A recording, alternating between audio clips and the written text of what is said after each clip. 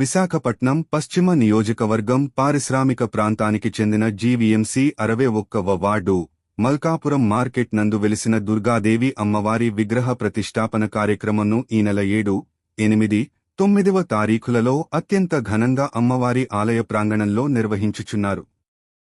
ఈ కార్యక్రమాల భాగంగా వేద పండితుల సమక్షంలో 7వ తారీఖున విఘ్నేశ్వర పూజ, పుణ్యహవచనం, గోపూజ, లక్ష్మీగణపతి హోమం, 8వ తారీఖున సూర్య నమస్కారములు, దుర్గా సూక్త హోమం, చండీ హోమం, 9వ తారీఖున దుర్గాదేవి శక్తి హోమం, రాతి విగ్రహం ప్రతిష్ఠాపన, దుర్గామల్లేశ్వరస్వామి కళ్యాణం ఆశీర్వచనం, మధ్యాహ్నం అన్నసంతర్పణ కార్యక్రమం నిర్వహించేదము అని ఆలయ కమిటీవారు తెలియచేశారు. ఈ ఆలయంను 17 జూన్ 1994 సంవత్సరంలో స్థాపించబడింది. మల్కాపురంలో దుర్గాదేవి అమ్మవారు చాలా మహిమగల తల్లిగా కోలెచెదరు గ్రామ ప్రజలు హెచ్పీసీఎల్ కంపెనీ ప్రమాదంలో గాని కోవిడ్ టైంలో గాని మల్కాపురం ప్రజలకు, చుట్టుప్రక్క గ్రామాలలో ప్రజలకు గాని ఎలాంటి అవాంఛనీయ సంఘటనలు జరగకుండా ఊరి ప్రజలను దుర్గాదేవి కాపాడుతుందని ఈ ఊరి ప్రజలు నమ్మకం. అమ్మవారికి దసరా సమయంలో ప్రత్యేక పూజలు నిర్వహించెదరు. అమ్మవారి ఆలయ కార్యక్రమాలన్నీ చెట్టిబర్జీ శారద సంఘం ఆధ్వర్యంలో జరిపించుకున్నారు.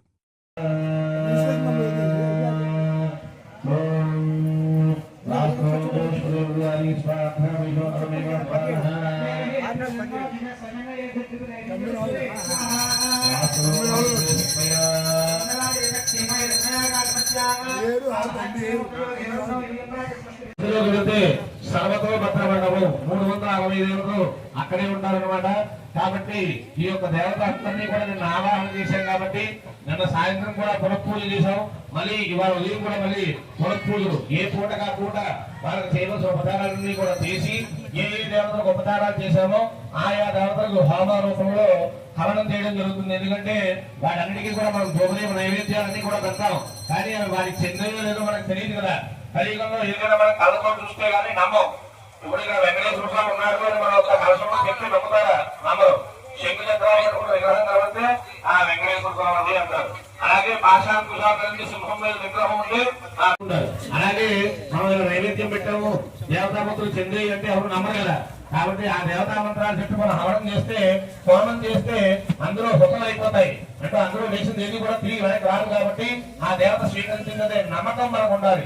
ఎప్పుడైనా సరే నమ్మకమే ప్రధానం. కాబట్టి ఈ యొక్క హవన కార్యక్రమం చేసుకోవడానికి ఇది ఒక ముఖ్య కారణం. రెండోది ఏంటంటే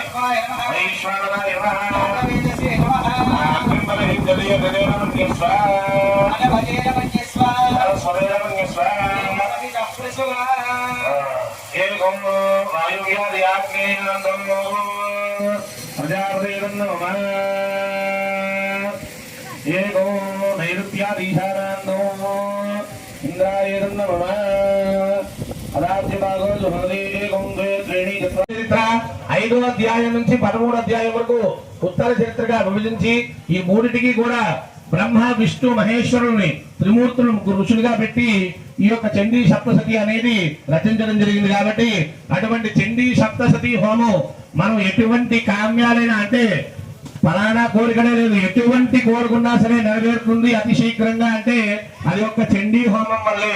కాబట్టి ఎందుకంటే కలియుగం ప్రారంభంలోనే చెప్పారు ఏమని, కలవు కపి గణపతి చండీ. కలియుగంలో ఎవరైతే ఆంజనేయ స్వామిని గాని గణపతిని గాని లేదా చండీ అమ్మవారిని గాని ఆరాధిస్తారో అంటే పూజ చేస్తారో వారికి అతి శీఘ్రం అటువంటి అగ్నిహోత్రానికి మనం చేయవలసిన సంస్కారాన్ని కూడా మేము చేశాము.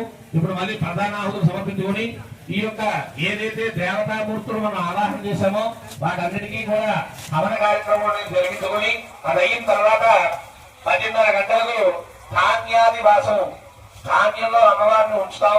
నిన్న చెప్పాము ముందు నీటిలో, తర్వాత పాలలో, అలాగే ఇప్పుడు ధాన్యంలో. ఇవన్నీ ఎందుకు చేస్తారయ్యా? తాడన, ఉత్పాదన, ఉల్లేఖన. అమ్మవారి విగ్రహం చెప్పినప్పుడు ఆ యొక్క శిల్పి అనేక పనిముట్లు వాడుతూ ఉంటాడు. సుత్తితో కొడతాడు, శానంతో చెక్కుతాడు, మిషన్ తో కట్ చేస్తాడు. ఇవన్నీ ఉంటాయి. కాలు వేసి తొక్కుతాడు, దాని మీద కూర్చుంటాడు. ఏ విధంగా చేస్తాడన్నది అతనికి సౌకర్యంగా ఉన్న విధంగా అతని విగ్రహాన్ని ఆ రూపం తీసుకురావడానికి అనేక రకాలుగా కూర్చొని చేస్తూ ఉంటాడు. ఆ దోషాలన్నీ తొలగిపోవడానికే మనం ఈ యొక్క అధివాసాలన్నీ కూడా చేసి జీవకళని విగ్రహంలో నింపి సాయం